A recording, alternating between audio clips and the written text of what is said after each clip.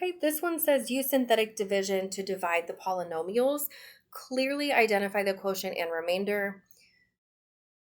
And we are only doing synthetic here. So number 26, we have 2w cubed plus 2w squared minus 44w minus 28, and we're dividing that by w plus 5. In order to figure out what goes in our box of synthetic, we need to set this equal to 0 and solve for w.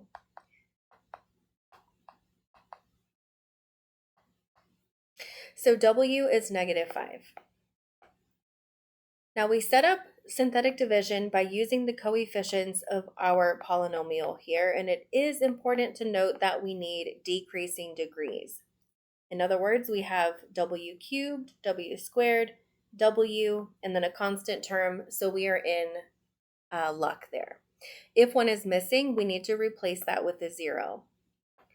We bring down our first term, and that's 2. Now we're going to multiply these two and write the result here.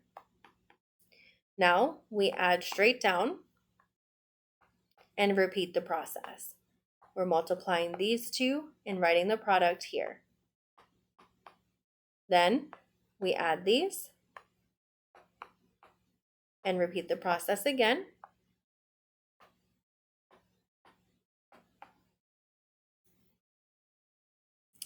So our answer here, we write these as coefficients with 1 degree less than what we started with. And this is our remainder. We write that over our divisor there. So here's the quotient and the remainder. This is our final answer.